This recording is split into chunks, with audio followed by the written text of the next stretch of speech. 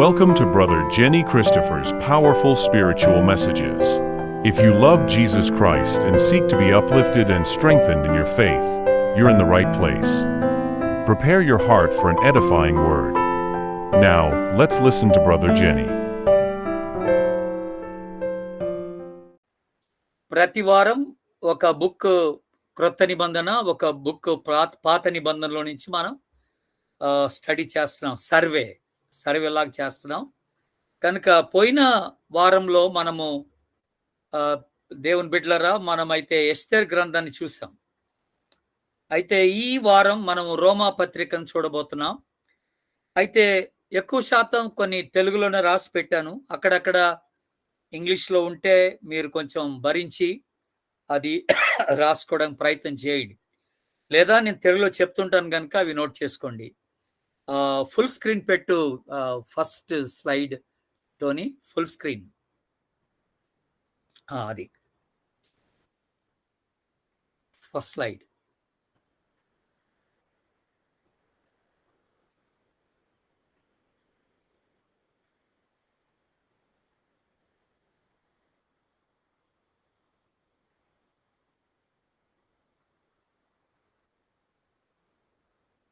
అదే ఇందా క్లిక్ చేసావు కింద, అదే రైట్ సైడ్. అదే స్లైడ్ చేంజ్. Next slide.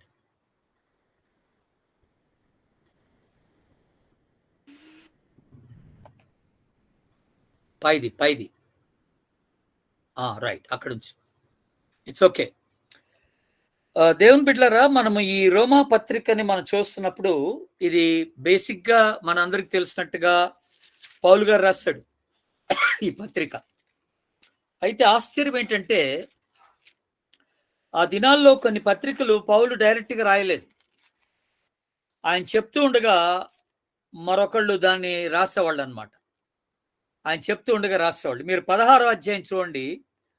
రోమిలకు రాసిన పత్రిక 16వ అధ్యాయం 22వ వచనాన్ని మీరు గమనిస్తే అక్కడ ఒక మాట రాశాడు పౌలు. ఈ పత్రిక రాసిన తెర్తియు అని అన్నాడు. తెర్తియు అనే పేరు పెట్టాడు. పత్రిక రాసిన తెర్తియు నేను ప్రభునందు మీకు వందనములు చెప్పుచున్నాను అన్నాడు. అంటే తెర్తియోనే లాస్ట్ మాట రాశాడు ఈ పత్రికలో. ఈ పత్రికను రాస్తున్నటువంటి తెర్తియు నేను అని అన్నాడు. కనుక పౌలు గారు డిక్టేట్ చేస్తున్నప్పుడు, ఆయన చెప్తూ ఉన్నప్పుడు ఈ తెర్తియా అనేటువంటి వ్యక్తి, బాబు స్లైడ్ తెర్తి అనేటువంటి వ్యక్తి రాసినట్టుగా మనకి తెలియజేస్తున్నారు.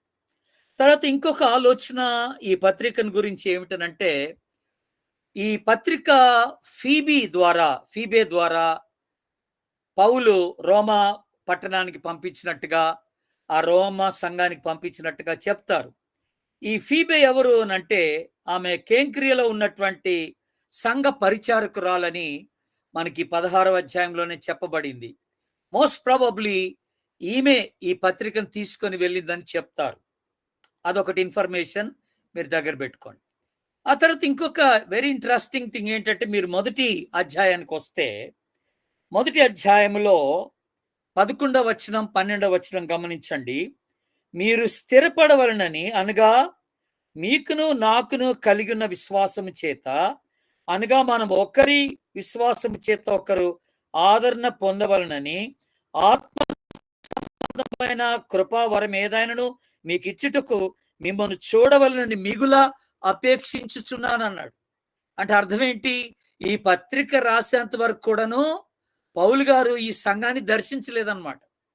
అది మీరు తెలుసుకోవాలి. ఈ నెవర్ విజిటెడ్ దిస్ చర్చ్. ఈ సంఘాన్ని దర్శించకుండానే సంఘానికి చక్కని ఈ ఉత్తరం రాస్తున్నాడు. ఇది దీంట్లో ఉన్నటువంటి విశేషత. దేవుని బిడ్డలారా, మనం ఆలోచన చేస్తే కనుక మరి నేను మిమ్మల్ని చూడాలని మిగుల అపేక్షించుచున్నాను అనే మాట ఇక్కడ రాస్తున్నట్టుగా కనపడతా ఉంది. తర్వాత ఈ పత్రిక ఎక్కడి నుంచి రాస్తున్నాడు అంటే, కొరింథీ పట్టణంలో నుంచి రాస్తున్నాడు ఈ పత్రిక. కొరింథీ పట్టణంలో నుంచి ఈ పత్రిక రాసినట్టుగా మనకు తెలుస్తుంది. అది ఎప్పుడునంటే, ఈ రోమా టైంలో అక్కడ యూదులకు నీరో చక్రవర్తి ద్వారా హింసలు రాకముందుగా ఈయన పత్రిక రాసేటప్పటికి అప్పటికి ఇంకా హింసలు రాలేదు. ఆ హింసలు రాకముందుగా ఈ పత్రిక రాసినట్టుగా మనకి తెలియచేస్తా ఉన్నారు. Next slide. ఆ తర్వాత ఇంకొక చక్కని మాట మనం జ్ఞాపకం చేసుకుంటాం. అదేంటంటే ఈ రోమా పట్టణము యెరూషలేము పట్టణానికి దాదాపుగా 1400 మైళ్ళ దూరంలో ఉందండి. 1400 మైళ్ళ దూరంలో ఉంది. ఈ రోమా పట్టణంలో చాలా ఎక్కువైనటువంటి యూద ప్రజలు ఉంటున్నట్టుగా మనకు తెలియజేస్తుంది. Sizeable Jewish population. అక్కడ ఉన్నటువంటి జనాభా ఎక్కువ శాతం యూదులే ఉన్నట్టుగా మనకి తెలియజేస్తా ఉన్నారు.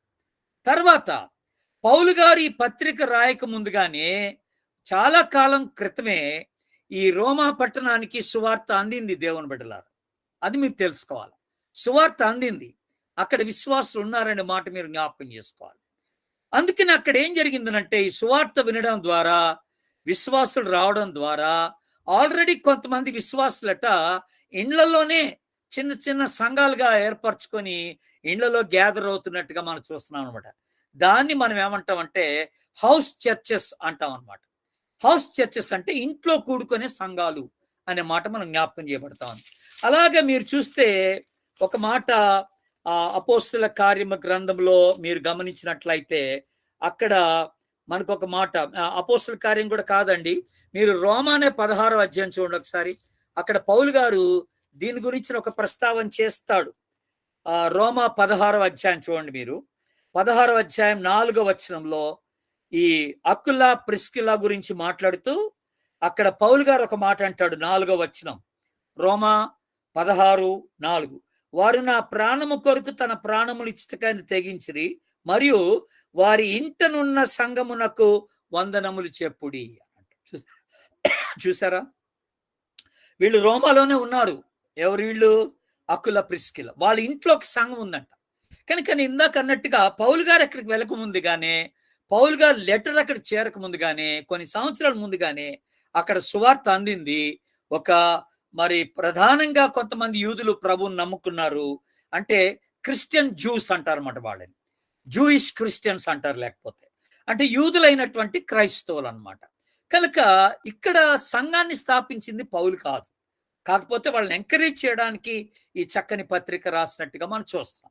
నెక్స్ట్ స్లైడ్లో చూద్దాం. ఇప్పుడు మరొక విషయం ఏంటంటే ఇక్కడ మనందరికి తెలిసినట్టుగా ఈ రోమా పట్టణంలో ఏం జరిగిందంటే క్లౌదియా అన్నటువంటి ఒక చక్రవర్తి ఉన్నప్పుడు ఆయన భయంకరమైనటువంటి ఒక వ్యతిరేకత ఈ యూదుల మా పక్షాన కనపరిచి ఆ రోమా పట్టణంలో ఉన్నటువంటి యూదులందరినీ వెలగొట్టిచ్చేస్తాడు.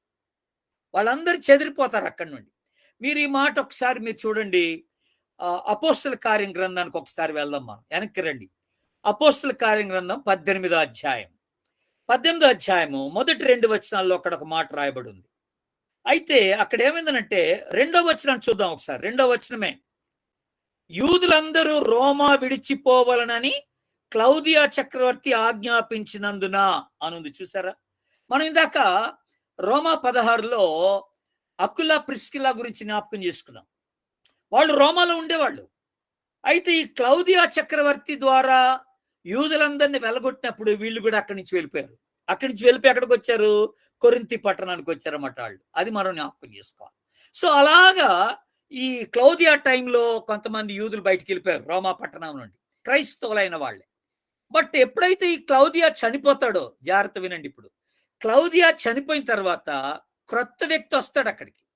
క్రొత్త వ్యక్తి వచ్చినప్పుడు దేవుని బిడ్డలారా మళ్ళీ వీళ్ళందరూ కూడా మళ్ళీ ఆ రోమా పట్టణానికి, చెదిరిపోయిన యూదులంతా కూడా రోమా పట్టణానికి రావడం జరుగుతుంది. కనుక ఇప్పుడు ఏం జరిగింది? ఇక్కడ 2 కార్యాలు జరిగినాయి. ఇక్కడ ఏం జరిగిందంటే రోమా పట్టణంలో అక్కడ అన్యులైనటువంటి వాళ్ళు, క్రైస్తవులుగా ఉన్నటువంటి వాళ్ళు అక్కడ ఉండిపోయారు. యూదులైనటువంటి క్రైస్తవులు బయటికి వెళ్ళిపోయారు, వెలగొట్టబడ్డారు. మళ్ళీ ఇప్పుడు క్లౌదియా చనిపోయిన తర్వాత మళ్ళీ వెనక్కి తిరిగి వచ్చారు. వెనక్కి తిరిగి రావడం వల్ల ఇప్పుడు 2 రకాలైన క్రైస్తవ గుంపులు అక్కడ ఉన్నాయన్నమాట. ఏమిటి 2 రకాలైన క్రైస్తవ గుంపులు అంటే, అన్యులుగా క్రైస్తవులైన వాళ్ళు ఉన్నారు, యూదులుగా క్రైస్తవులైన వాళ్ళు కూడా కలిసి ఉన్నారు అన్నమాట ఇప్పుడు. కనుక అక్కడున్న సంఘం ప్రస్తుతానికి పౌలు రాసే టైంకి పౌలు ఉత్తరం రాసే టైంకి ఆ సంఘం పరిస్థితి ఎలాగుందంటే, మరి కన్వర్టెడ్ క్రిస్టియన్స్, అన్యుల్లో నుండి కన్వర్ట్ అయిన క్రిస్టియన్స్, యూదుల్లో నుండి కన్వర్ట్ అయిన క్రిస్టియన్స్ ఉన్నారన్నమాట. అందుకనే మన ఇంగ్లీష్లో ఏమంటామంటే gentile Christians and Jewish Christians. అందుకనే సంఘంలో ఈ 2 తెగలు ఉన్నాయి, ఈ 2 కమ్యూనిటీస్, ఈ 2 సమాజపు వారు ఉంటున్నారు. అటు అన్యులు ఉంటున్నారు, ఇటు యూదులు ఉంటున్నట్టుగా మనం గమనిస్తాం. అందుకని అక్కడ క్రైస్తవ సంఘంలో, అక్కడ ఉన్నటువంటి రోమా సంఘంలో కొన్ని మరి మనస్మర్థనలు వచ్చాయి, కొన్ని భేదాభిప్రాయాలు వచ్చాయి. దేని విషయమే భేదాభిప్రాయాలు వచ్చాయండి? వాళ్ళు భోజనం చేసే విషయంలో కానీ, మత ఆచారాల విషయంలో కానీ కొన్నిటి విషయాల్లో భేదాభిప్రాయాలు వచ్చాయి. యూదులు ఒక రీతిగా ఆలోచన చేస్తూ ఉంటే ఈ అన్యులైనటువంటి వారు మరొక రీతిగా ఆలోచన చేశారు. ఈ రీతిగా వాళ్ళిద్దరి మధ్యలో కొన్ని భేదాభిప్రాయాలు ఉండటం వల్ల పౌలు గారు వాళ్ళందరికీ క్లారిఫికేషన్ ఇవ్వడం మొదలెట్టాడు. ఆ భేదాభిప్రాయాలు మనకి 14వ అధ్యాయం 15వ అధ్యాయం చదువుతూ ఉండగా మనకి ఆ భేదాభిప్రాయాలన్నీ కూడా బాగా కనపడతాయి దేవుని బిడ్డలారా. అవి మనం డీటెయిల్డ్గా చాప్టర్ స్టడీస్ చేసుకునేటప్పుడు మనం అక్కడికి వచ్చి అవి చూసుకోవడానికి బాగుంటుందని జ్ఞాపకం చేస్తున్నాను. ఇప్పుడు నెక్స్ట్ మీరు ఒకసారి రోమా నెక్స్ట్ స్లైడ్, రోమా మరి పత్రిక 1వ అధ్యాయానికి రండి. 1వ అధ్యాయానికి వస్తే పౌలు గారు ఎవరిని ఉద్దేశించి రాస్తున్నాడు? వీళ్ళిద్దరిని ఉద్దేశించి రాస్తున్నాడు. కాకపోతే యూదులుగా కన్వర్ట్ అయిన క్రైస్తవులు, అన్యులుగా ఉండి కన్వర్ట్ అయిన క్రైస్తవులకి రాస్తున్నాడు అనమాట. వీళ్ళిద్దరిని ఎలాగ సంబోధిస్తున్నాడంటే మీరు చూడండి, 1వ అధ్యాయం 2వ వచనంలో కనపడుతుంది మనకి. అదేంటంటే దేవుని అంటే యేసుక్రీస్తు దాసుడను అపోస్తులుగా ఉంటకు పిలువబడిన వాడును, దేవుని సువార్త నిమిత్తమై ప్రత్యేకించబడిన వాడును అని చెప్తూ దేవుని ప్రియులందరికీ అనగా పరిశుద్ధులుగా ఉండుటకు పిలువబడిన వారికి శుభమని చెప్పి రాయినది. బ్యూటిఫుల్ మాట. 2 మాటలు, 2 అంటే ఇక్కడ వీళ్ళకి 2 ట్యాగ్స్ ఇచ్చేసాడు అనమాట, 2 టైటిల్స్ ఇచ్చేసాడు. విశ్వాసులైనటువంటి వారికి 2 టైటిల్స్ ఇచ్చి పడేశాడు. ఏటా టైటిల్స్ అట? ఇక్కడ చక్కని మాట, దేవుని ప్రియులు అని అన్నాడు. They are the beloved ones to God అనే మాట.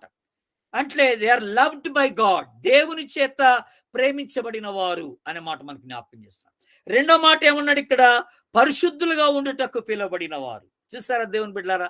కనుక మనం గుర్తుపెట్టుకోవాల్సిన మాట ఇక్కడ చాలా జాగ్రత్తగా వినండి మీరు. మనం గుర్తుపెట్టుకోవాల్సిన మాట ఏంటంటే, ఒక వ్యక్తి రక్షింపడ్డాడంటే అది అంతం కాదు, అది ముగింపు కాదు.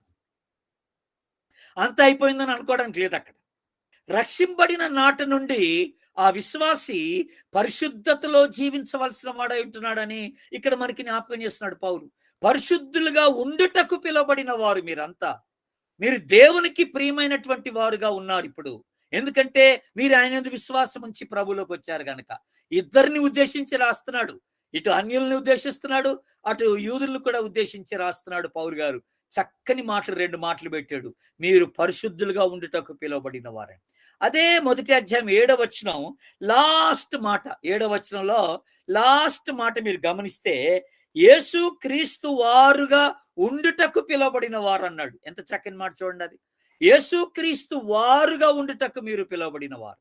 చూసారా దేవుని బిడ్డలారా? కనుక అది కూడా ఒక మంచి ఆలోచన మనం కలిగి ఉండాలి. మనం ఎందుకు పిలువబడ్డాం? దేవునికి ప్రియమైన వారుగా ఉంటకు పిలువబడ్డాం. మనం ఎందుకు పిలువబడ్డాం? పరిశుద్ధులుగా ఉంటకు పిలువబడ్డాం. మనం ఎందుకు పిలువబడ్డాం? యేసు క్రీస్తు వారుగా ఉండుటకు పిలువబడ్డాం. బయట వాళ్ళందరూ కూడా మనల్ని ఈ 3 విధాలుగా చూడవలసిన వారై ఉంటున్నారని పౌలు గారు మొట్టమొదటి ఆ మాటలోనే మనకి జ్ఞాపకం చేసినట్టుగా. ఇది ఒకటి గుర్తుపెట్టుకోవాలి. తర్వాత పౌలు గారు ఎందుకు ఇలాగా రోమిలుగా, అంటే ఆ రోమా పట్టణంలో ఆయన యూదులకు రాస్తున్నాడు, అన్యులకు రాస్తున్నాడు అంటే యాక్చువల్గా పౌలు యూదుడు అనమాట. ఆయన యూదుడే. అందుకని ఆయనకి యూదుల పట్ల కొంత సాఫ్ట్ కార్నర్ ఉంది, యూదుల పట్ల కొంత ఆసక్తి భారం ఉందన్నమాట. అందుకని ఎక్కువ మెజారిటీ రోమా పట్టణంలో ఎక్కువ శాతం ఎవరు ఉన్నారా అంటే యూదులే ఉన్నారు. అన్యుల కన్నా ఎక్కువ మంది యూదులు కనపడతారు మనకి అక్కడ. అందుకనే వాళ్ళని కూడా మనసులో పెట్టుకొని వాళ్ళ మీద ఉన్న ఆసక్తిని బట్టి కూడా రాస్తున్నట్టుగా మనకు కనపడతా ఉంది దేవుని బిడ్డలారా. నెక్స్ట్ మాట ఏంటంటే దీంట్లో మూలమైన వాక్యాలు కొన్ని ఉన్నాయి. ఆ మూల వాక్యాలు ఇక్కడ నేను స్క్రీన్ మీద పెట్టాను. మీరు గబగబా ఆ మూల వాక్యాలన్నీ కూడా మీరు రాసుకోండి. ఎందుకనంటే ఇవి చాలా ఇంపార్టెంట్ మాటలుగా మనకు కనపడతా ఉన్నాయి. 1వ అధ్యాయం 16వ వచనం, అక్కడ చక్కని మాట అంటాడు, నేను సువార్తను గూర్చి సిగ్గుపడువాడని కానంటాడు. అది మూలవాక్యంగా మనం తీసుకోవాలా దేవుని బిడ్డలారా, మూలవాక్యంగా తీసుకోవాలి. అలాగే 3వ అధ్యాయం 9వ వచనం నుంచి 11వ వచనంలో ఎవ్వడు కూడా నీతిమంతుడు లేడు, అందరూ పాపం చేసి దేవుడు అనుగ్రహించి మహిమను పొందలేకపోతున్నారని మరి దేవుడు అక్కడ జ్ఞాపకం చేసినట్టు కాదు. అలాగే ధర్మశాస్త్రం మూలంగా ఎవ్వడు కూడా నీతిమంతుడిగా తీర్చబడడు, అది కూడా గుర్తుపెట్టుకోండి. అలాగే 3వ అధ్యాయంలో విశ్వాస మూలంగా నమ్ముకున్న వాళ్ళందరూ కూడా దేవుని నీతి అయి ఉంటారని దేవుడు జ్ఞాపకం చేస్తున్నాడు, పౌలు గారు జ్ఞాపకం చేస్తున్నాడు. అలాగే రోమ 5:8లో కూడా అదొక మూలవాక్యంగా మనం తీసుకోవాలి. దేవుడు మన ఎడల తన ప్రేమను కనపరిచాడు, ఎట్లనగా మనం ఇంకను పాపులమై ఉండగా క్రీస్తు మన కోసం చనిపోయాడు. అలాగే మనందరికి బాగా కంటతో వచ్చిన మాట 6:23 ఏటది, పాపం వల్ల వచ్చి జీతం మరణం అన్నాడు, దేవుని కృపావరణం యేసుక్రీస్తు నందలి నిత్య జీవం అన్నట్టుగా మాట్లాడుతున్నాడు.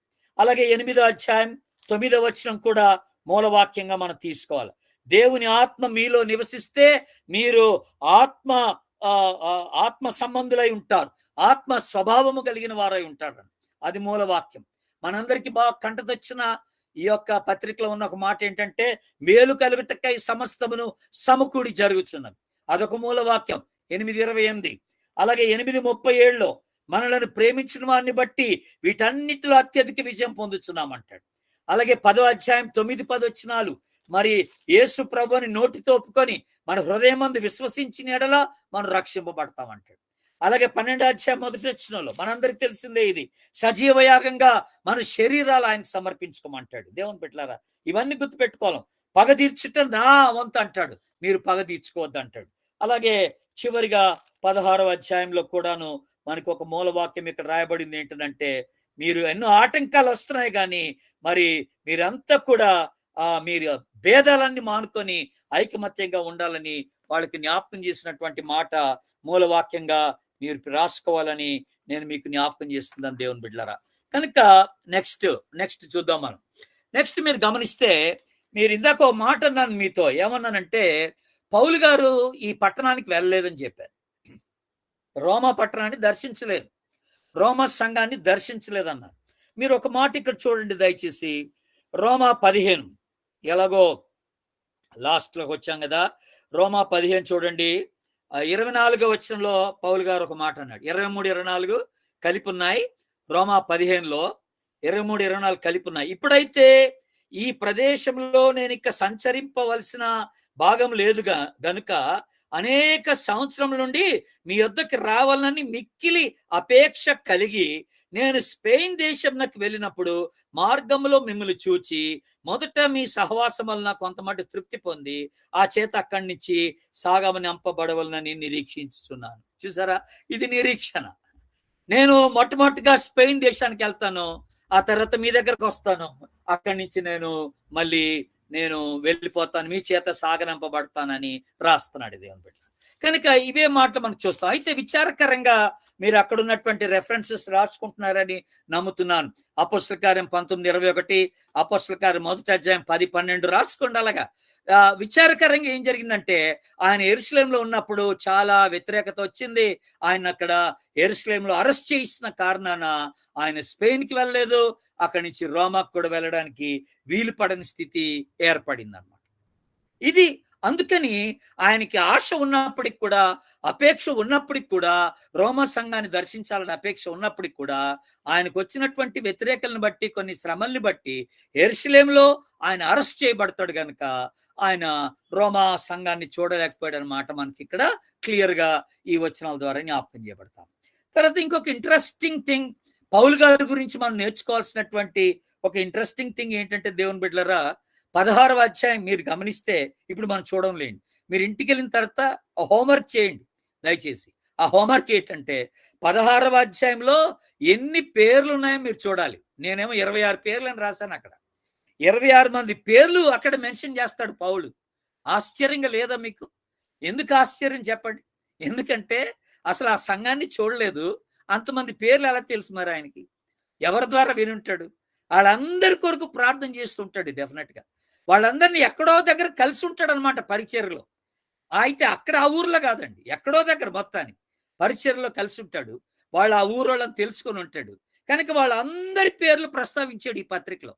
వాళ్ళు ఏ రీతిగా తనకి సేవకి సహకారంగా ఉన్నారో వాళ్ళందరి పేర్లు ప్రస్తావిస్తూ బ్యూటిఫుల్గా వాళ్ళని ఎంకరేజ్ చేస్తూ రాసినట్టుగా కనపడతా ఉంది. కనుక ఈజ్ అ పీపుల్ పర్సన్ అనే మాట మనం జ్ఞాపకం చేసుకో. ప్రజల వ్యక్తి అన్నమాట పౌలు గారు. ప్రజలతో సంబంధం కలిగినటువంటి వ్యక్తి. మనం కూడా విశ్వాసులంగా అలాగే ఉండాలండి. దైవ సేవకులు అలాగే ఉండాలండి. సువార్థికులు అలాగే ఉండాలి. పాస్టర్స్ అలాగే ఉండాలి. పాస్టర్స్కి కొన్నిసార్లు వాళ్ళ సంఘస్థుల పేర్లు తెలియవు. ఎవరైతే ఇవాంజలిస్టులు కొంతమంది సేవ చేస్తుంటారో ఆ సంఘంలో ఉన్న పేర్లు తెలియదు. ఎలాగవుద్ది అప్పుడు? ఎలాగ నువ్వు కాపరి అవుతావు? కనుక ఒకటి గుర్తుపెట్టుకోండి దేవుని బిడ్డలారా, కాపరి అనేవాడికి ప్రతి గొర్రెని ఎరిగి ఉండాలి. కాపరి అనేవాడు ప్రతి గొర్రెను పేరుని ఎరిగి ఉండాలి. అదే యోహాను సువార్త 10వ అధ్యాయం అంటాడు, నా గొర్రెలు నా స్వరం వింటాయి, నేను వాటిని పేరు పెట్టి పిలుస్తానంటాడు. చూసారా? కాపరి యొక్క గొప్ప ప్రేమ లక్షణం ఎక్కడ కనపడుతుందంటే ఆ గొర్రెల్ని ఎరిగిన దాన్ని బట్టి కనపడుతుంది. దీన్ని బట్టి మనకి ఏమర్థం అవుతుంది? ఈ రోజున ఎన్నో పెద్ద పెద్ద సంఘాలు ఉన్నాయి. వేల కొలది మంది ఆ సంఘాలకు వెళ్ళిపోతారు. మరి ఆ సంఘ కాపర్లకి ఎవడెళ్తున్నాడో, ఎవడొస్తున్నాడో, ఎవడు పోతున్నాడో అసలు ఏం తెలియదు కూడాను. ఎవడి పేరు కూడా తెలియదు. మరి వీళ్ళందరూ ఊపేసుకుని వెళ్ళిపోతున్నారు అక్కడికి. ఆయన గొప్ప పాస్టర్ అని. ఆయన కాపర్ ఎలాగవుతాడండి? ఆయన పాస్టర్ ఎలాగవుతాడండి? నీ గురించి తెలీదు, నీ పేరు తెలీదు, నీ ఊరు తెలీదు, నీ బ్యాక్గ్రౌండ్ తెలీదు, నీ గురించి ఏం ప్రార్థన చేస్తాడని చెప్పండి నాకు. పౌలు గారు ఇంతమంది పేర్లు సంఘం చూడకపోయినా ఆ సంఘస్థుల పేర్లు ఇంతమంది జ్ఞాపకం చేసుకున్నాడంటే ఆయన ఎంత గొప్ప పాస్టర్ అయి ఉంటాడో మీరు అర్థం చేసుకోండి దేవుని బిడ్డలారా. ఎంత గొప్ప పాస్టర్ అయి ఉంటాడో మరి చూడండి దేవుని బిడ్డలారా. కనుక మీరు గుర్తుపెట్టుకోవాల్సిన మాట ఇదని మీకు జ్ఞాపకం చేస్తున్నాను. ఆ తర్వాత నెక్స్ట్లోకి వెళ్దాం మనం. నెక్స్ట్లోకి వెళ్దాం. తర్వాత మీరు చూస్తానండి ఇక్కడ ఈ పత్రిక యొక్క ప్రాముఖ్యత, ఈ పత్రిక యొక్క ప్రాముఖ్యతను మనం గమనించినట్లయితే దీన్ని ఏమంటామంటే కొత్త నిబంధనలో 2 పత్రికలు విశ్వాసులు కంపల్సరీగా చదవాలండి. 2 పత్రికలు చదవాలి. ఒకటేంటంటే రోమా పత్రిక చదవాలి. ఎందుకనంటే రోమా పత్రికలో మొత్తం మనం చూస్తే క్రైస్తవ సిద్ధాంతాల గురించినటువంటి బోధ కనపడుతుంది. క్రైస్తవ సిద్ధాంతాల గురించిన బోధ. తర్వాత ఇంకొక పత్రిక మనం చదవాల్సింది ఉంది. అదేంటంటే హెబ్రీ పత్రిక. హెబ్రీ పత్రిక ఎందుకు ఇంపార్టెంట్ అంటే యేసుక్రీస్తు యొక్క ఔన్నత్యాన్ని తెలియజేసే పత్రిక. ఆయన యొక్క ఉన్నత లక్షణాలు, ఆయన గొప్పతనం అది తెలియజేసేటువంటి పత్రిక హెబ్రీ పత్రిక. హెబ్రీ పత్రికకు వచ్చినప్పుడు అది చెప్తాలేండి. ఇప్పుడు క్రైస్తవ సిద్ధాంతాలు ఈ పత్రికలో మనం చూసేది ఏంటంటే క్రైస్తవ సిద్ధాంతాలు ఇక్కడ బోధించినట్టుగా చూస్తున్నాం. క్రైస్తవ సిద్ధాంతాలు అంటే ఏంటి? మేజర్గా ఈ పత్రికలో మనకు కనపడే సిద్ధాంతాలు ఏంటంటే పాపం అనగానేమి, రక్షణ అనగానేమి, విమోచన అనగానేమి, కృప అనగానేమి, తీర్పు అనగానేమి, ఇలాంటి మేజర్ టాపిక్స్ అన్నమాట. బేసిక్స్ ఇవన్నీ కూడా క్రైస్తవ జీవితానికి ఇవన్నీ మూలాలు అన్నమాట. ఇవి మూలమైన సిద్ధాంతాలు. వీటి గురించినటువంటి విస్తారమైనటువంటి వివరణ ఈ పత్రికల్లో ఉంటున్నట్టుగా మనం గమనిస్తూ ఉన్నాం దేవుని బిడ్డలారా. కనుక ఇదొకటి మీరు గుర్తుపెట్టుకోవాల్సినటువంటి మాట. నెక్స్ట్ ఇదొకటి మీరు గుర్తుపెట్టుకోవాల్సినటువంటి మాటగా నేను మీకు జ్ఞాపకం చేస్తాను. నెక్స్ట్ విషయం ఏంటంటే ఇక మెయిన్ థీమ్ ఏంటి? ఈ పత్రిక యొక్క మెయిన్ థీమ్లోకి వెళ్దాం మనం. మెయిన్ థీమ్ ఏంట్రా అంటే నీతి అనే మాట మీరు రాసుకుంటే సరిపోద్ది. మెయిన్ థీమ్ ఏంట్రా అంటే నీతి అని మనం చెప్పొచ్చు అనమాట. నీతి అని చెప్పుకోవచ్చు. ఎలాగా? ఇది 3-4 విధాలుగా ఈ పత్రిక అంతా డివైడ్ అయిపోయింది. మొదటి అధ్యాయం 18వ వచనం నుండి 3వ అధ్యాయం 20వ వచనం వరకు నీతి అవసరమై ఉన్నదని మాట్లాడతాడు పౌలు గారు. నీతి అవసరతను జ్ఞాపకం చేస్తున్నాడు. రైచియస్నెస్ ఈజ్ నీడెడ్ అనే మాట. అలాగే 3వ అధ్యాయం 21వ వచనం నుండి 8వ అధ్యాయం 39వ వచనం వరకు మనం గమనిస్తే అక్కడ ఇంకొక చక్కని మాట మనకి జ్ఞాపకం చేయబడుతున్న మాట ఉందండి. అదేంటంటే నీతి మనకు అనుగ్రహింపబడిందని చెప్తాడనమాట. అనుగ్రహింపబడిందని చెప్తాడనమాట. అది కూడా మనం గుర్తుపెట్టుకోవాల్సినటువంటి మాట. ఏదది? 3వ అధ్యాయం నుండి 3వ అధ్యాయం 21వ వచనం నుండి 8వ అధ్యాయం 39వ వచనం వరకు ఉంటున్నటువంటి భాగం. రైచియస్నెస్ ఈజ్ ప్రొవైడెడ్ అనే మాట మనకి జ్ఞాపకం చేయబడుతున్నటువంటి మాట దేవుని బిడ్డలారా. అయితే ఇంకోటి గుర్తుపెట్టుకోండి దయచేసి. అదేంటనంటే 9వ అధ్యాయం నుండి 9వ అధ్యాయం 1వ వచనం నుండి 11వ అధ్యాయం 36వ వచనం వరకు నీతి సమర్థించబడింది అనేటువంటి అంశాన్ని ఆయన చక్కగా వివరించినట్టుగా మనకి తేలుస్తున్నాడు దేవుని బిడ్డలారా. చక్కగా వివరించినట్టుగా మనకి తేలుస్తున్నాడు దేవుని బిడ్డలారా. కనుక ఇంకొక విషయం కూడా మీరు గుర్తించాల్సిన విషయం ఉంది. లాస్ట్లో 12వ అధ్యాయం 1వ వచనం నుండి 15వ అధ్యాయం 13వ వచనం వరకు అక్కడ పౌలు గారి దేని గురించి మాట్లాడుతున్నాడంటే నీతి ఆచరించబడినది అన్నమాట. రైచియస్నెస్ ఆర్ రైచియస్ కాదు, రైచియస్నెస్ ఈజ్ ప్రాక్టీస్డ్ అన్నమాట. రైచియస్నెస్ ఈజ్ విండికేటెడ్ అనే మాట మనం చూస్తున్నాం. ఆ మొదటి 2 మాటలు ఎలా పెట్టానో రైచియస్నెస్ అని 3, 4 కూడా అలాగే రైచియస్నెస్ అనే మాట పెట్టుకోవాలి. మిస్ అయింది, నెస్ అనే మాట మిస్ అయింది. రైచియస్నెస్ విండికేటెడ్, రైచియస్నెస్ ప్రాక్టీస్డ్ అన్నమాట. కనుక 4 విధాలుగా నీతిని గురించిన ప్రస్తావన ఇక్కడ పౌలు గారు చేస్తున్నాడు. నీతి అవసరమై ఉన్నది, నీతి అనుగ్రహించబడింది, నీతి సమర్థించబడింది, నీతి ఆచరించబడింది అనే మాట మనం చూస్తాం. నెక్స్ట్ గమనించండి దయచేసి. నెక్స్ట్ ఏంటంటే మనము దీంట్లోకి వెళ్ళడానికంటే ముందుగా దేవుని బిడ్డలారా, ఈ కంపారిజన్స్ లోకి వెళ్ళడానికంటే ముందుగా మీకు ఒక మాట గుర్తు చేయాలి. ఇది అలా ఉంచుకోండి. ఇప్పుడు నేను చెప్పే మీరు రాసుకోవాలి, నేను చెప్పే విషయాలు మీరు రాసుకోవాలి. పత్రిక 1వ అధ్యాయంలో పౌలు గారు ఏమంటాడంటే అన్యులందరూ అంటే లోకస్తులందరూ పాపం చేశాడని చెప్తాడు. అన్యులందరూ పాపం చేశారని చెప్తాడు. 2వ అధ్యాయంలో యూదులందరూ పాపం చేశాడు అంటాడు. 3వ అధ్యాయంకి వచ్చే లోపల అందరం పాపం చేశాం అంటాడు అనమాట. 1వ అధ్యాయంలో అన్యులు పాపం చేశారంటాడు. ఆ పాపాలు ఎలాగున్నాయో 1వ అధ్యాయం 18వ వచనం అంతా కూడా మనకు వివరిస్తాడు. 18వ వచనం నుండి విస్తారమైన వివరణ ఉంటుంది, ఎలాగా అన్ని జనులు పాపులుగా మారారని. 2వ అధ్యాయం అంతా కూడా యూదులే పాపం చేశారని చెప్తాడు. ఇక 3వ అధ్యాయంకి వస్తే అందరూ పాపం చేశారని మాట్లాడతాడు. ఇదొకటి గుర్తుపెట్టుకోవాల్సింది. ఇక ఆ తర్వాత 6వ అధ్యాయం, మీరు జాగ్రత్త వినండి.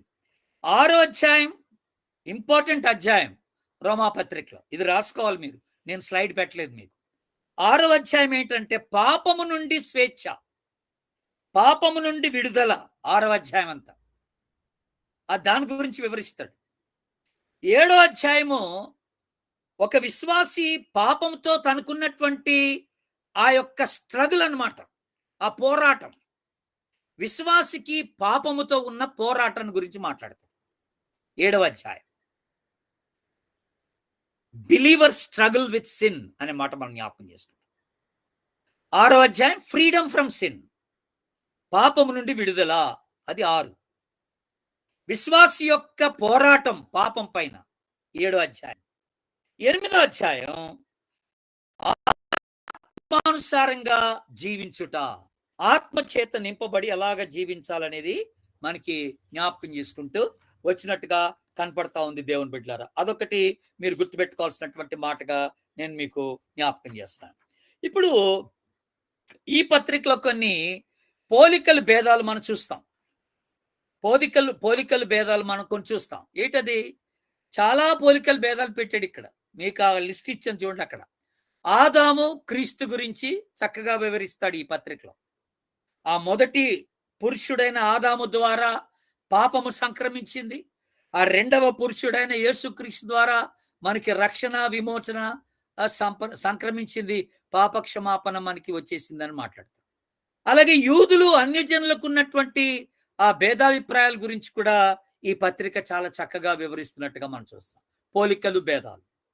అలాగే ధర్మశాస్త్రము, కృపను గురించినటువంటి భేదాలు. ధర్మశాస్త్రానుసారంగా జీవించడం అంటే ఏంటి? 2వ అధ్యాయం 3వ అధ్యాయంలో కూడా ఇవన్నీ బాగా వివరించబడ్డట్టుగా మనం చూస్తాం. ధర్మశాస్త్రమునకును కృపకును ఉన్నటువంటి తేడాలు ఏంటి? ఇవన్నీ కూడా మనం డీటెయిల్డ్గా ఈ పత్రికను మళ్ళీ చూసేటప్పుడు చూద్దాంలేండి. ఇక ఆ తర్వాత పాత నిబంధన, క్రొత్త నిబంధనకు ఉన్నటువంటి వ్యత్యాసం ఏంటి? అది కూడా ఈ పత్రికలో పోలికలు, భేదాలుగా మనం చూసుకోవచ్చు అన్నమాట. పాత నిబంధన యొక్క వివరణ ఎట్లాగుంది, నిబంధన, క్రొత్త నిబంధన యొక్క జీవితం ఎలాగుండాలా అనే దాని గురించి చక్కగా వివరించినట్టుగా మనం చూస్తాం. ఆ తర్వాత ఇంకొక పోలిక భేదాలు మనకు కనపడేది ఏంటంటే ఈ పత్రికలో ఆత్మ, శరీరం, ఈ రెండింటికి ఉన్నటువంటి వ్యత్యాసం ఏంటనేది చెప్తాడు. ఈ రెండింటికి ఉన్న వ్యత్యాసం ఏంటనేది మనకు చెప్తూ వస్తాడు. ఆ తదుపరి దేవుని బిడ్డలారా, ఇంకొకటి ఇంపార్టెంట్ విషయం ఏంటంటే, మనకి ఇందాక నేను చెప్పినట్టుగా ఇది రోమా 6, 7, 8 ఈ అధ్యాయాలన్నింటిలో మనం గమనిస్తే శరీరానుసారమైన జీవితం, ఆత్మానుసారమైన జీవితం, ఇది కూడా ఒక పోలిక భేదం అన్నమాట. శరీరానుసారమైన జీవితం ఎలాగుంటది, ఆత్మానుసారమైన జీవితం ఎలాగుంటది అనేది వివరిస్తుంటాడు అన్నమాట. అలాగే ఇంకొక వివరణ కూడా మనకి అంటే 14, 15 అధ్యాయాల్లో చూస్తాం. అదేంటంటే విశ్వాసములో బలమైన వాళ్ళు ఎలాగుంటారు, విశ్వాసములో బలహీనులైన వాళ్ళు ఎలాగుంటారు. ఇక్కడ నేను బలవంతులు, బలహీనులని రాశాను స్క్రీన్ మీద. అంటే నా ఉద్దేశం ఏంటంటే విశ్వాసములో అనే మాట మీరు జ్ఞాపకం పెట్టుకోవాల్సినటువంటి మాట. విశ్వాసములో బలవంతులు, విశ్వాసములో బలహీనులైనటువంటి వారు అనే మాట మనకి ఇక్కడ తెలియచేస్తున్నటువంటి మాట. ఇక ఆ తదుపరి నెక్స్ట్కి వస్తే ఈ యొక్క పత్రికలో కొన్ని ప్రాముఖ్యమైనటువంటి విషయాలు దేవుని బిడ్డలారా మనం చూస్తాము. అదేంటంటే దేవుని గురించినటువంటి విషయాలు, ఆయన ఎవరు, ఆయన మన కొరకు ఏం చేశాడు, ఆ విషయాలు చాలా చక్కగా పౌలు వివరిస్తాడు. మొదటి అధ్యాయం నుంచి వివరిస్తాడు అవన్నీ కూడా. అవన్నీ నేను ఇక్కడ ఇంగ్లీష్లో రాశాను, ఇప్పుడు తెలుగులో చెప్తున్నాను మీకు, కనుక మీరు రాసుకోండి. తెలుగులో రాసుకునే వాళ్ళు రాసుకోండి. దేవుని గురించిన విషయాలు చక్కగా ఈ పత్రికలో వివరించబడ్డాయి. ఆయన ఎవరు, మన కొరకు ఆయన చేసింది ఏంటి అని. అలాగే యేసుక్రీస్తు ద్వారా ఆయన మరణము ఏంటి మనకి అనుగ్రహించింది, ఆయన మరణం ద్వారా మనం పొందుకున్న ఆశీర్వాదం ఏంటి, ఆయన మరణం వల్ల మనకు వచ్చింది ఏంటి అనే దాని గురించి కూడా చక్కగా ఈ పత్రికలో వివరించబడింది దేవుని బిడ్డల. ఆ తర్వాత మన గురించి, విశ్వాసులమైన మన గురించి కూడా ఈ పత్రికలో చాలా చక్కగా రాశాడు. ఏంటంటే యేసుక్రీస్తును నమ్ముకోవటం వల్ల వచ్చేటువంటి జీవితం ఎలాగుంటది, యేసుక్రీస్తుని నమ్ముకోకపోవటం వల్ల వచ్చే జీవితం ఎలాగుంటది, అది కూడా చక్కగా వివరించినట్టుగా గమనిస్తూ ఉన్నాం దేవుని బిడ్డలారా. కనుక మరి ఇంకొక విషయం కూడా మనకి ఇక్కడ పౌలు గారు చాలా క్లియర్గా రాస్తున్నటువంటి మాట ఏమిటంటే, నేను వచ్చిన తర్వాత, అంటే ఇక్కడ పౌలు గారు ఒక మాట మాట్లాడుతున్నాడు. అంటే యేసు ప్రభు రాకముందుగానే మీరంతా కూడా సెట్ అయిపోయి ఈ విషయాలన్నిట్లో కూడా మరి మీరు సరి చేసుకోవాల్సినటువంటి వారై ఉన్నారని కాదు, కానీ ఆయన ఏమంటున్నాడంటే ఉన్న ఫలానా ఇప్పటికిప్పుడే మీరు పాపులుగా ఉన్నప్పుడే నా దగ్గరకు వచ్చేయండి అంటున్నాడు. ఆ సిలబస్ సన్నిధికి వచ్చేయండి అంటున్నాడు యేసు ప్రభు. మీరు ఉన్న పాటను నా దగ్గరకు వచ్చేయండి, మీరు ఏ స్థితిలో ఉన్నారు ఆ స్థితిలో. చాలా మంది, నేను ఎందుకు ఈ మాట మీకు జ్ఞాపకం చేస్తున్నా అంటే, చాలా మంది అభిప్రాయం ఎలాగుంటుందంటండి, నేను నాలో ఉన్న కొన్ని పాపాలు తీసేసుకొని అప్పుడు నేను యేసు ప్రభుని వెంబడిస్తానంట. నాలో కొన్ని బలహీనతలు ఉన్నాయి, అవన్నీ తొలగించుకున్న తర్వాత నేను యేసు ప్రభుని వెంబడిస్తానని చెప్తారు. అది తప్పు మాట. మనంగా మనలో ఉన్న పాపాన్ని తీసేసుకోలేమండి, అది తెలుసుకోవాలి. నేను తర్వాత మీకు జ్ఞాపకం చేస్తాను, తర్వాత స్లైడ్లో వస్తుంది అది. తర్వాత ఇంకో విషయం ఏంటంటే, మనకుగా పరిశుద్ధులుగా ఉండలేము. కనుక ఇది దేవుని వల్ల జరగాలి, ఇది యేసు ప్రభు వల్లనే జరగాలన్న మాట మనకి జ్ఞాపకం చేయబడుతున్న మాట. కనుక గుర్తుపెట్టుకోండి. అందుకనే ఉన్న ఫలానా మీరు ఎలాగుంటే అలాగ. అందుకనే మనకి ఇందాక ఒక మాట, ఏది మనము మూలవాక్యాల్లో ఒక మాట మీకు జ్ఞాపకం చేశాను. ఏంటది?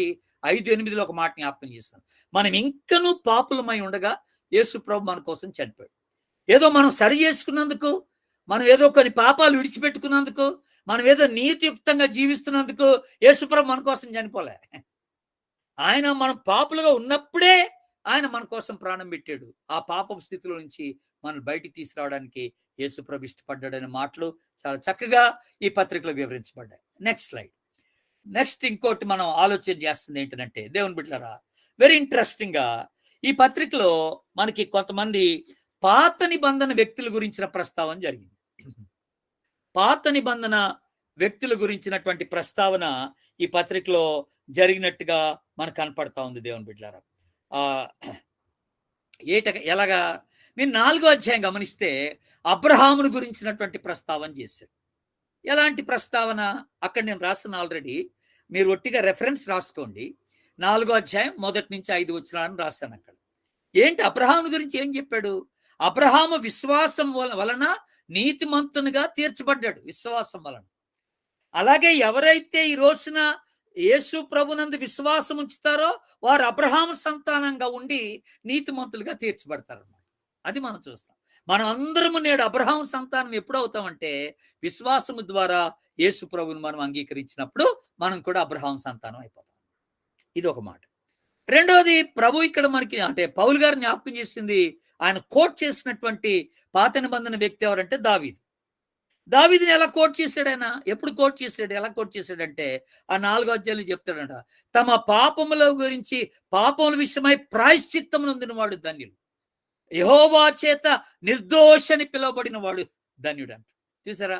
కనుక ఇది దావీదు అన్న మాట. అది ఏది 32వ దావీదు కీర్తనలో మనం చూస్తాం. అది ఆ మొదటి 3 వచనాలు చదివితే 32వ దావీదు కీర్తన దావీదు యొక్క ఆ స్టేట్మెంట్ అన్నమాట. అది ఇక్కడ చక్కగా ప్రస్తావించినట్టుగా రోమా పత్రికలో ప్రస్తావించినట్టుగా మనం చూస్తాం. అలాగే నేను ఇందాక చెప్పినట్టుగా మొదటి పురుషుడైన ఆదామును గురించిన ప్రస్తావన జరిగింది పాత నిబంధన వ్యక్తుల్లో. ఏమిటి ఆ ప్రస్తావన? ఆ మొదటి పురుషుడైన ఆదాము నుండి పాపం మనకి సంక్రమించిందంట.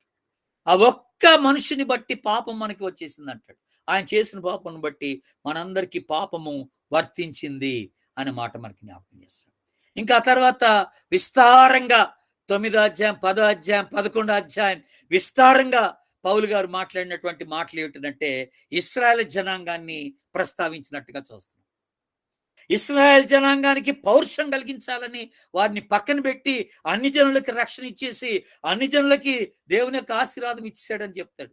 అప్పుడు ఆ ఆశీర్వాదం పొందుకున్నటువంటి అన్ని జనులు చూసి యూదులందరూ కూడా అసూయ కలిగి వాళ్ళు పశ్చాత్తాపడి మళ్ళీ తిరిగి వాళ్ళు ప్రభు దగ్గర రావడం జరుగుతుంది. ఈ వివరణ అంతా ఎక్కడ జరుగుతుంది అంటే 9వ అధ్యాయం, 10వ అధ్యాయం, 11వ అధ్యాయం రోమా పత్రికలో చాలా బ్యూటిఫుల్ గా వివరిస్తారు. అంటే యూదులను పక్కన పెట్టింది కారణం ఏంటంటే నిరంతరంగా వాళ్ళని దూరం పెట్టడం కోసం కాదు అని. ఈ అన్ని జనులకు రక్షణ కలగచేసి వాళ్ళ ఆశీర్వాదాలు పొందుకుంటూ ఆనందిస్తూ ఉండగా ఈ అన్ని జనులు యూదులు చూసి అసూయపడి వాళ్ళు కూడా మళ్ళీ పశ్చాత్తాపడి తిరిగి రావాలని దేవుని యొక్క ఏర్పాటు అయి ఉన్నదని పౌలు గారు బ్యూటిఫుల్ గా అవన్నీ వివరిస్తాడు అనమాట. 9, 10, 11 అధ్యాయంలో వివరిస్తున్నట్టుగా మనం చూస్తున్నాం. ఇంకా లాస్ట్కి వద్దాం. అయితే ఈ ముఖ్య విషయాలు మీకు జ్ఞాపకం చేయడానికంటే ముందుగా దేవుని బిడ్డలారా మీరు ఒక విషయాన్ని గుర్తుపెట్టుకోవాల్సినటువంటి మాట ఇక్కడ ఉంది. ఏమిటనంటే మీరు అపోస్తల కార్యము 27, 28 అధ్యాయులు మీరు జాగ్రత్త అవుతే పౌలు గారు రోమా పట్టణానికి అరెస్ట్ చేయబడి తీసుకొని పోబడతాడు. అపోస్తల కార్యం 27, 28 అధ్యాయులు అంటే మనం అపోస్తల కార్యం ధ్యానం చేసుకునేటప్పుడు మనం చూసి ఉంటారు. మీరు ఒకవేళ అపోస్తల కార్యం తీసుకున్నటువంటి బ్రదర్ మీకు జ్ఞాపకం చేసుకుంటారు. ఆయన 27వ అధ్యాయంలో ఓడ ప్రయాణం చేస్తాడు. ఆ ఓడ ప్రయాణంలో పౌలు గారిని అరెస్ట్ చేసి రోమా పట్టణానికి తీసుకుని వెళ్తారు దేవుని బిడ్డలారా. అంటే సిజేరియా నుండి రోమా పట్టణానికి ఒక ఖైదీగా తీసుకొని పోబడతాడన్నమాట మీకు జ్ఞాపకం చేస్తాను. ఇది క్రీస్తు శకము 65వ సంవత్సరంలో జరిగింది. అక్కడ ఆయన హౌస్ అరెస్ట్ చేయబడతాడు. రోమా పట్టణంలో ఒక ఇంట్లో అతను ఉంచినట్టుగా చూస్తున్నాం దేవుని బిడ్డలారా. ఆ ఇంట్లో ఉండి కూడా అక్కడ హౌస్ అరెస్ట్ లో ఉండి కూడా ఆయన పత్రికలు కొంతమందికి రాసినట్టుగా మనం గమనిస్తూ ఉన్నాం. అక్కడి నుండి కూడా కొన్ని పత్రికలు రాసినట్టుగా మనం గమనిస్తున్నాం దేవుని బిడ్డలారా. అయితే ఒకటి గుర్తించాలి ఏంటంటే యాక్చువల్గా సంఘాన్ని ఆయన చూడలేదు, కానీ రోమా పట్టణాన్ని అయితే విజిట్ చేసినట్టుగా మనకి ఈ యొక్క లేఖన భాగాలు మనకి జ్ఞాపకం చేస్తున్నట్టుగా ఉంది దేవుని బిడ్డలారా. అందుకనే మనం గుర్తించాల్సింది ఏంటంటే మొదటి అధ్యాయం చూడండి ఒకసారి. రోమా పత్రికలో మొదటి అధ్యాయంలో కూడా 9, 10 వచనాల్లో మనకి ఈ మాట జ్ఞాపకం చేస్తా ఉన్నాడు దేవుని బిడ్డలారా. 9, 10 వచనాల్లో ఏంటది? ఇప్పుడు ఎలాగైనను ఆటంకం లేకుండా మీ యొద్దకు వచ్చుటకు దేవుని చిత్తములో నాకు వీలు కలుగునేమో అని నా ప్రార్థనలు యందు ఎల్లప్పుడూ ఆయనను బతిమాలుకొనుచు మిమ్మల్ని గూర్చి ఎడతెగక ప్రార్థన చేసుకొనుచున్నాను. ఇందుకు ఆయన కుమారుని సువార్త విషయమై నా ఆత్మయందు సేవించున్న దేవుడే సాక్షి అని మాట్లాడు. కనుక తనకున్న డిజైర్, ఎలాంటి గొప్ప ఆశయం తనకున్నదనేది ఈ సంఘం పట్ల ఇక్కడ మనకి జ్ఞాపకం చేయబడతా ఉంది దేవుని బిడ్డలారా. ఇది మీరు గుర్తుపెట్టుకోవాల్సినటువంటి ఒక విషయం. ఇక ఆ తర్వాత లాస్ట్లో ముఖ్య విషయాలు కొన్ని మనం ఈ పత్రిక ద్వారా మనం నేర్చుకునేటువంటి విషయాలు కొన్ని ఉన్నాయి. ఏట్రా ఆ ముఖ్య విషయాలు అంటే, మొట్టమొదటిది, మనల్ని మనం రక్షించుకోలేము. రక్షణ క్రీస్తు ద్వారానే మనకు కలుగుతుంది.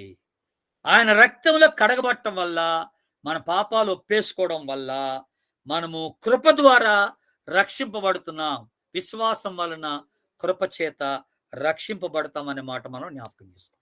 ఇది మొదటి విషయం.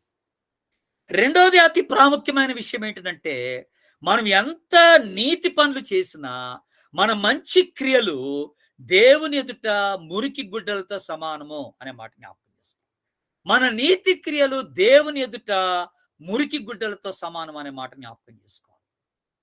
ఇంకొక విషయం, క్రీస్తు మన స్థానంలో ఆయన శిలువలో చనిపోయాడన్న సంగతి జ్ఞాపకం చేసుకోవాలి. మనకు బదులుగా ఆయన శిక్షను పొందుకున్నాడు. మనకు బదులుగా ఆయన ప్రాయశ్చిత్తం అయిపోయాడు. గుర్తుపెట్టుకోవాలి దేవుని బిడ్డలారా, ఇది క్రీస్తు మన కోసం చేసిన గొప్ప బలియాగం అనే మాట మనం జ్ఞాపకం చేసుకోవాలి.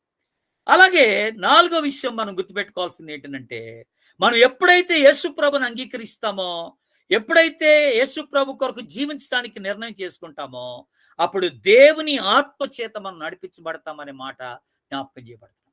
అందుకనే రోమా 8:14 కూడా ఒక మూలవాక్యంగా రాసుకోండి అవసరమైతే. నేను ఎందుకు అక్కడ ప్రస్తావించలేదు, అది రాసుకోవచ్చు. ఏంటది? ఎందరు దేవుని ఆత్మ చేత నడిపించబడుదురో వారందరూ దేవుని కుమారులయుందురు. అది కూడా చక్కని మూలవాక్యమే. 8:14 అక్కడ యాడ్ చేసుకోండి. మీరు మూలవాక్యాల్లో ఈ మాట రాసుకోండి. 8:14 అనేది రాసుకోండి అక్కడ. కనుక ఎవరైతే యేసు ప్రభుని అంగీకరిస్తారో దేవుని ఆత్మ చేత నింపబడి వారు నడిపించబడతారనే మాట మనం జ్ఞాపకం చేసుకుంటాం. ఇది చాలా ప్రాముఖ్యమైనటువంటి విషయం. ఇంకా లాస్ట్ది, అతి ప్రాముఖ్యమైన విషయం ఏంటంటే, మనం చివరికి వస్తూ తెలుసుకుంటున్న విషయం ఏంటంటే, 12వ అధ్యాయం 1వ వచనంలో ఏమంటాడు? సహోదరులారా, మీరు పరిశుద్ధమును దేవునికి అనుకూలమైనటువంటి సజీవ యాగముగా మీ శరీరములను ఆయనకి సమర్పించుకొనుడని దేవుని వాత్సల్యమును బట్టి మిమ్మల్ని బతిమాలు కొనుచున్నాను. ఇట్టి సేవ మీకు యుక్తమైనది అంటాడు. జాగ్రత్త వినండి దేవుని బిడ్డలారా, ఇక్కడ చక్కని మాట మాట్లాడుతున్నాడు రోమాపత్రికలో పౌలు గారు. సజీవ యాగంగా మీ శరీరాలు సమర్పించుకొని సేవ చేయమన్నాడు. అలాగ సమర్పించుకొని చేసేటువంటి సేవ యుక్తమైనటువంటి సేవ అని మాట్లాడుతున్నాడు. నువ్వు ఒక సండే స్కూల్ టీచర్ అయినా, ఒక యూత్ లీడర్ అయినా, ఒక చర్చ్ ఎల్డర్ అయినా, ఒక విమెన్స్ లీడర్ అయినా, బైబిల్ స్టడీలు తీసుకుంటున్నా, ప్రార్థన గుంపులు నడిపిస్తున్నా, ఒక ఇవాంజలిస్ట్ అయినా, ఒక పాస్టర్ అయినా, ఒక మిషనరీ అయినా, నువ్వు ఎవరైనా సరే, ఇక్కడ పాయింట్ ఏంటంటే, సజీవ యాగంగా శరీరాల్ని ప్రభుకు సమర్పించుకోకుండా ప్రభు సేవ చేయడం యుక్తం కాదని ప్రభు ఇక్కడ పౌలు ద్వారా ప్రభు మనకి జ్ఞాపకం చేస్తున్నాడు. పరిశుద్ధంగా అనుకూలమైనటువంటి రీతిలో దేవునికి సజీవ యాగంగా మన శరీరాలు సమర్పించబడాలని ప్రభు జ్ఞాపకం చేస్తున్నాడు. కనుక ఇంత బ్యూటిఫుల్ గా ఈ సత్యాలన్నీ కూడా ఈ పత్రికలో వివరించబడ్డట్టుగా మనం చూస్తా ఉన్నాం దేవుని బిడ్డ. అలాగా ఈ పత్రిక యొక్క ప్రాముఖ్యతను మనం చూస్తున్నాం. కనుక మీరు గుర్తుపెట్టుకోండి, ప్రతి విశ్వాసి క్రొత్త నిబంధనలో ఈ పత్రికను అందరూ చదవాల్సిందే. విశ్వాస జీవితానికి మూలమైనటువంటి అంశాలన్నీ కూడా ఈ పత్రికలో రాయబడ్డాయి. మూలమైన అంశాలు, బేసిక్ అంశాలు ఏంటంటే, నేను ఇందాక చెప్పాను, క్రైస్తవ సిద్ధాంతాలు. పాపం అనగానేమి, రక్షణ అనగానేమి, కృప అనగానేమి, విమోచన అనగానేమి, తీర్పు అనగానేమి. నేను ఇంతకుముందు యోహాను సువార్త చెప్పినప్పుడు మీకు మాట చెప్పాను. అదేంటనంటే, క్రొత్తగా యేసు ప్రభు నమ్ముకున్నటువంటి వాడు మొట్టమొదటిగా చదవాల్సిన బుక్ ఏంటంటే యోహాను సువార్త. ఆ తర్వాత నూతన విశ్వాసి చదవాల్సిన మరొక ప్రాముఖ్యమైన పుస్తకం ఏంటంటే రోమాపత్రిక. ఇది కూడా చదవడం ఎంతో ప్రాముఖ్యం. ఎందుకంటే దీంట్లో ఈ పాపాన్ని గురించి, రక్షణ గురించి, నీతిని గురించి బహుగా వివరించినటువంటి పుస్తకం అన్నమాట ఈ పత్రిక అన్నమాట. కనుక క్రొత్త బిలీవర్స్, పాత బిలీవర్స్ మన అందరం కూడా ఈ పత్రికను క్షుణ్ణంగా చదివి మనం అందరం కూడా ధ్యానించవలసిన వారం అంటున్నామని ప్రభుపేట మీకు మనవి చేస్తున్నాను. God bless you. Thank you so much. Thank you అన్న. Thank you so much. Screen close చేయను ఆయన టోనీ, స్క్రీన్ క్లోజ్ చేసి. ఎవరికైనా ఏదన్నా చెప్పాలనుకుంటే చెప్పండి, ఏదన్నా అడగాలనుకుంటే అడగొచ్చు. టోనీ ఆ స్క్రీన్ క్లోజ్ చేస్తాడు, మన అందరం స్క్రీన్లోకి వచ్చేస్తాం. దయచేసి వీలైన వాళ్ళందరూ కూడా మీ వీడియోస్ ఆన్ చేసి పెట్టుకోండి, మీ ఆడియో మాత్రం close. Hi, thanks for watching. I hope you were blessed by the sermon. If this message touched your heart, please share your thoughts in the comments and don't forget to subscribe. Tune in every Sunday at 7 p.m. on my channel. In Christ, your brother, Jenny.